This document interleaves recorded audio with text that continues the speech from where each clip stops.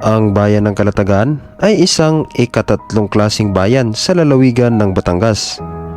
Ayon sa sensus ng taong 2024, ito ay may populasyon na 60,420 na may 14,267 na mga kabahayan. Taniyag o kilala ang Pook dahil sa nagagandahang mga dalampasigan, mga beach resorts at mga campsites na mayroong malapulbos at maputing buhangin na isa sa mga dinadayo ng mga turista.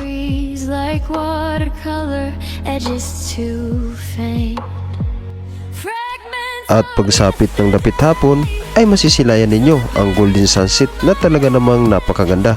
Napakasulit na sunset dito guys. Mula dito. Kung ang hanap ninyo ay beachfront campsites na may tahimik at magandang baybayin, ay isa ang Calatagan sa dapat ninyong puntahan. Tara, samahan ninyo ako muli sa gagawin nating moto camping adventure sa probinsya ng Batangas. Let's go!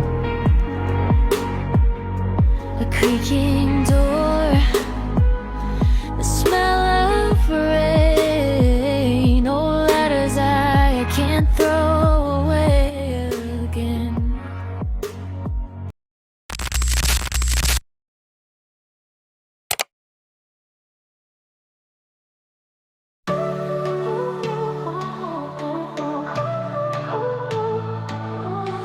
Woke up broke but feeling rich. Last night's dream still got that itch. Champagne taste on a soda's waves. This life's a blur. Good afternoon mga Kawilwander TV. Welcome back sa panibawang episode ng ating moto camping adventure. So sa araw na ito ay magka-camping tayo sa may Calatagan, Batangas. At andito na tayo ngayon sa may parting Maragondon. At ito yung view natin ngayon. Yun, meron tayong nakitang overlooking view na napakasulit. At ang oras pala natin ngayon ay alas 2 na ng hapon. So kanina pa tayo umalis ng bahay. At hindi na natin na-vlog dahil napaka-traffic ng ating dinaanan. So dito natin sisimulan yung ating vlog ngayong araw. Alright, samahan niyo ako muli sa ating gagawing biyahe. Let's go!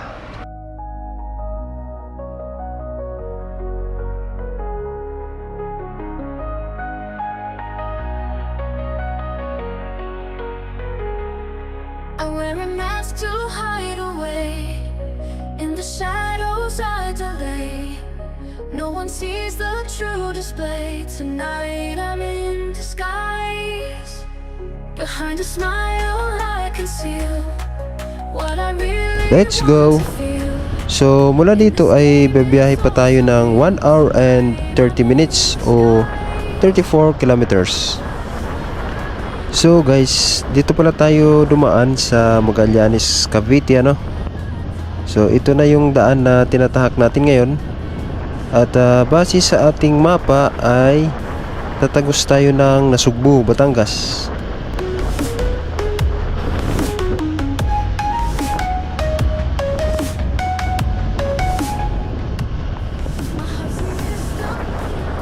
Ganda oh.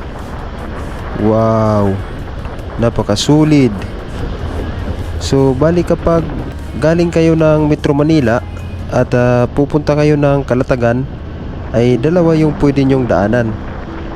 Pwede kayong dumaan ng Tagaytay at pwede rin dito sa ruta natin ngayon. Kapag sa Tagaytay tayo dumaan ay medyo malapit, ano, compare dito. Yun nga lang, iniisip ko kapag ganitong oras medyo traffic doon sa Tagaytay. Kaya pinili natin dito kahit medyo may kalayuan, pero at least dire-diretso yung biyahe natin, di ba? Ayan, may mga parting rough road din. Medyo may mga putik at madulas. Yung daan na to ay parang bypass road, ano? Napakaluwag. Wala gaanong nadaan na sasakyan. At sulo natin yung kalsada. Yung bundok sa kaliwa ay tinapyas, oh. Wow, ganda naman dito. Ganda ng bundok sa harapan natin, guys, oh. Di lang gaano halata sa camera natin, pero Solid dito. Kahit malayo yung naging ruta natin, ay solid. Yun oh. Tanaw natin dito yung dulong kalsada. At dito ay mahirap dumaan kapag gabi, ano? Napakadilim dito. Walang mga ilaw at walang mga bahay. At ongoing yung construction ng daan dito. Pinapalaparan nila.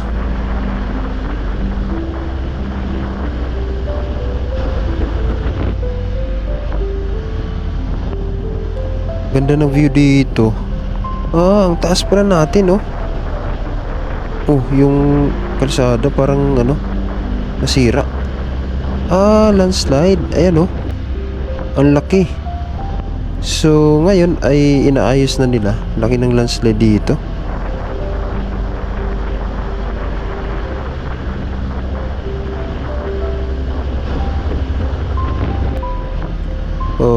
Tarik ng lusong. Pero ang ganda ng view. Ayan, oh. So, wala pa akong nasalubong na 4 wheels na duman dito.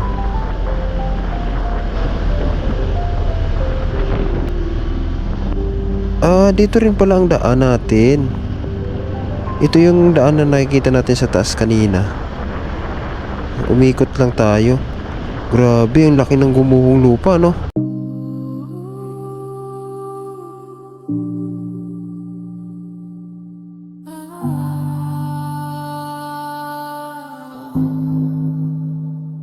They said the rules were written in stone, but I've got a hammer. I'm not alone. This world's a puzzle. I'm breaking the frame. Watch me rise. I'll change the game. If the stars don't shine,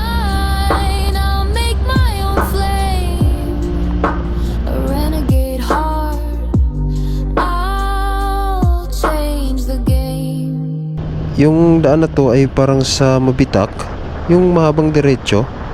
Ganda rin dito. So nasa parting Nasugbo na ata tayo.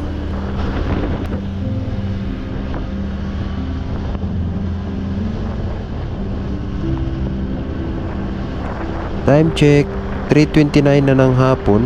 At papasok na tayo sa arko ng Lian, Batangas. Ayan, oh, welcome Lian, Batangas. At sa wakas ay narating na rin natin ang arko ng Calatagan. So guys, andito na pala tayo sa Calatagan, Batangas. So papasok na tayo. At siguro ay maghahanap muna tayo ng palengke, kung meron pa dito sa unahan. Ganda ng mga puno na to sa kaliwa natin. Ano pala yan? Rubber tree. Ang lalaki, ano? Ang ilang taon na rin siguro na nakatayo yan dito. Grabe, oh. Ang lalaki at ang ganda ng pagkatayo niya. Pwede po dito, 2 piraso lang. Tapos isang, salamat, isang sibuyas. Pabili ako 2 itlog. Ano tayo mamili? Ano lang itlog tsaka corned beef. Ugat, ang kulang na lang natin ay ulam na luto. Pabili nga po ako isa lang. Meron pang Thai part. Yung pizza. Pizza po sa Kalex. Ito po ang mga tayo namin. Yung pizza na lang po. Isa lang po. Pagkatapos mamalengke ay dumiretso na agad tayo sa biyahe papunta sa ating campsite ngayong araw.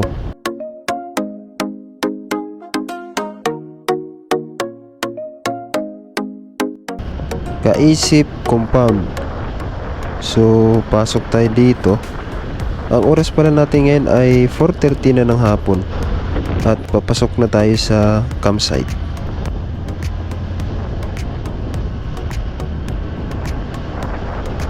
So dito ay diretso. Ito. So papasok na tayo. Medyo madami yung nagka-camp ngayon. Pagkatapos magbayad ng entrance fee ay agad na tayong in-assist ng kanilang staff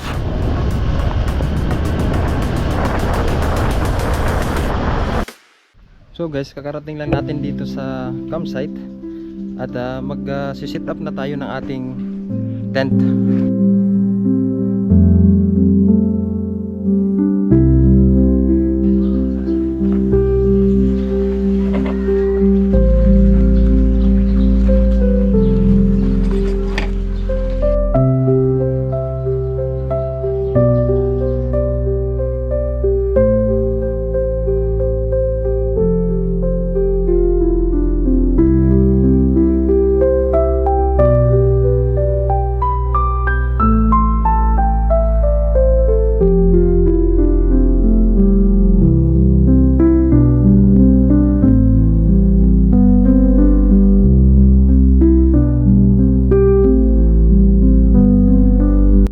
So guys, katatapos lang natin mag set up ng ating tent. At ang oras natin ay alas 6 na ng hapon. So, napakasulit ng sunset dito guys, oh. Mula dito. Talagang gold na gold yung kulay, ano.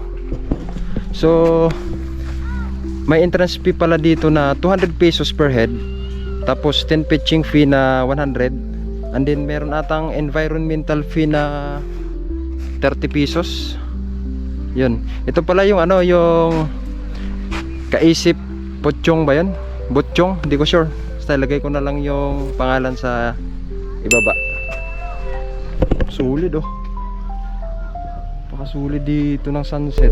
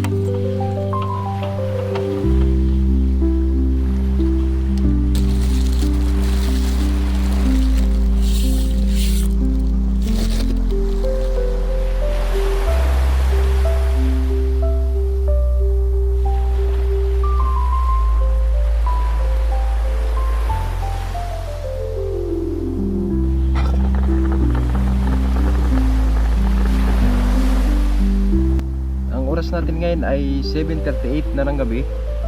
At katatapos lang natin magluto. Alright, at kakain na tayo.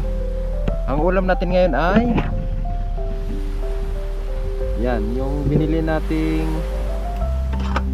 Chicken Joy dun sa ano, daan kanina. Kasi ito may sausawan. Alright, dami ng sinain ko, oh. Alright, kain tayo.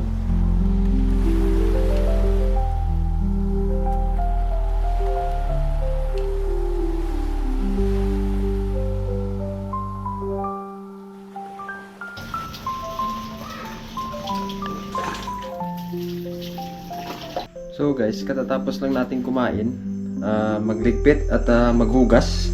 Ngayon naman ay maliligo tayo. Ang lagkit na ng katawan ko. Sobrang init kasi kanina sa biyahe. Tsaka may 3 oras yung biyahe natin kanina. Pagkatapos natin maligo, maya-maya lang ay nagpahinga na rin tayo. Kinabukasan,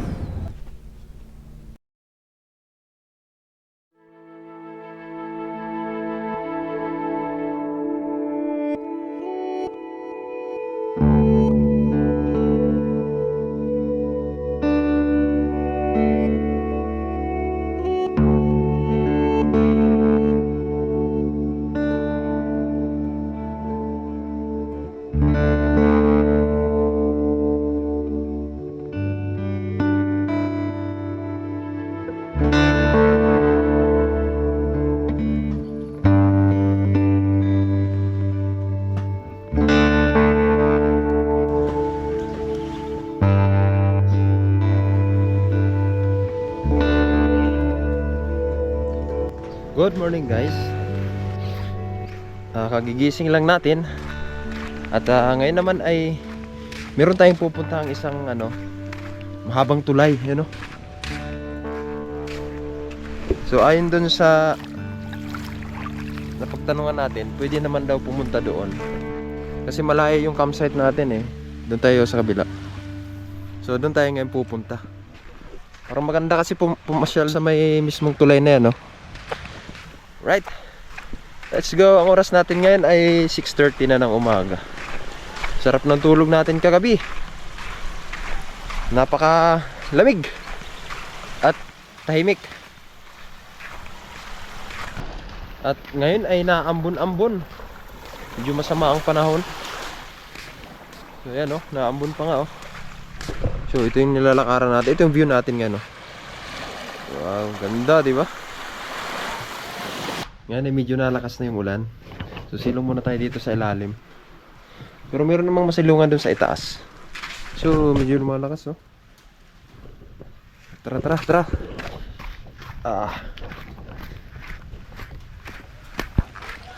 Right, ang ganda, oh. Oh, diba? Sulit dito pa picture. Naambon. Tayo nung nilakad natin. Yan, oh. Yan. So buti nga dito yung ulan ay ano lang, di ganong malakas. Kagabi ganun din, panay ulan, pero mahina lang naman. Yung isla na yun, guys, Mindoro na daw yan. Yung natatanaw natin sa kabilang side. Lapit na pala na Mindoro dito, ano?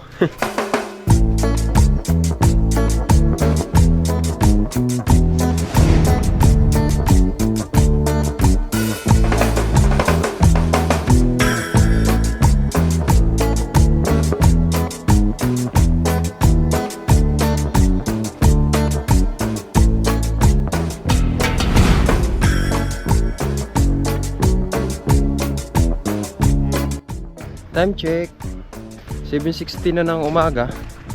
At ngayon ay pabalik na tayo dun sa ating campsite. At pagdating natin dun ay magluluto na tayo ng ating almusal.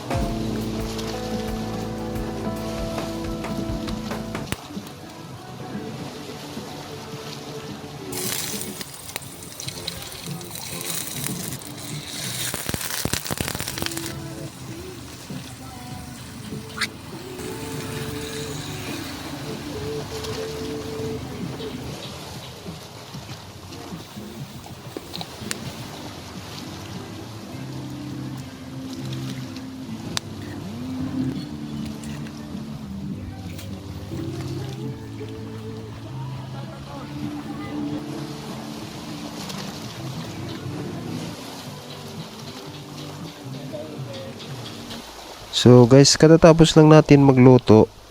At ang ulam natin ngayon ay corned beef na may itlog. Ito yung almusal natin ngayon. So tara, kain muna tayo. See the light come out to play. You've been hiding day by day. Find the strength deep inside.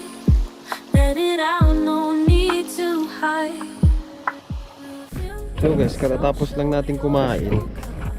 At ito, naglakad-lakad muna tayo dito kasi low tide ngayon.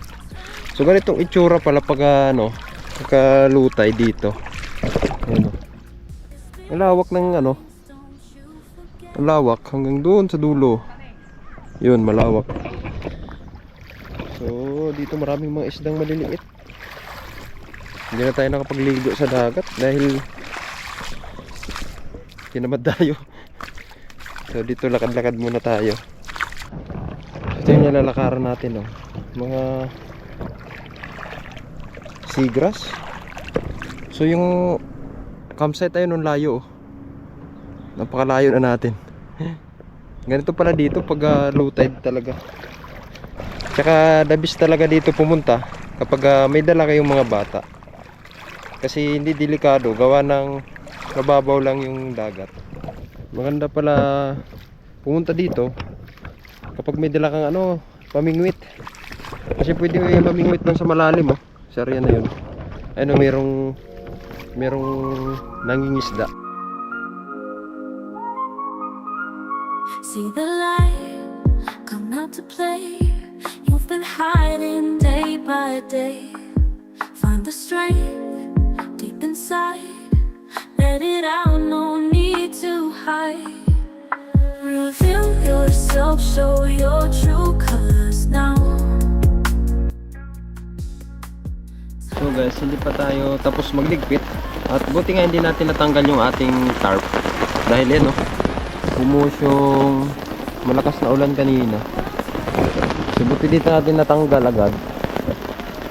Meron tayong nasilungan. So ito yung mga gamit ko.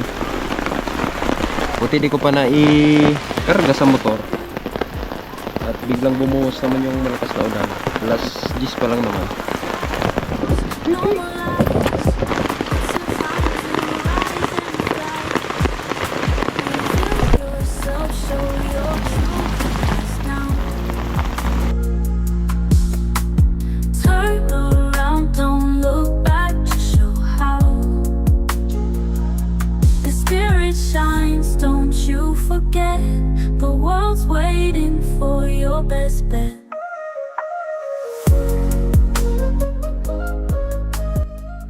Time check, 12:35 na ng tanghali at kakalabas lang natin sa campsite. So ngayon ay pauwi na tayo at naambon-ambon pa. So sana naman ay hindi tayo abutin ng malakas na ulan, ano? Para di tayo mabasa. So hanggang dito na lang muna yung ating episode ngayong araw. So salamat sa panonood. Ride safe always. Laging tatandaan, God is good all the time. Kita-kita tayo sa next episode. Bye-bye!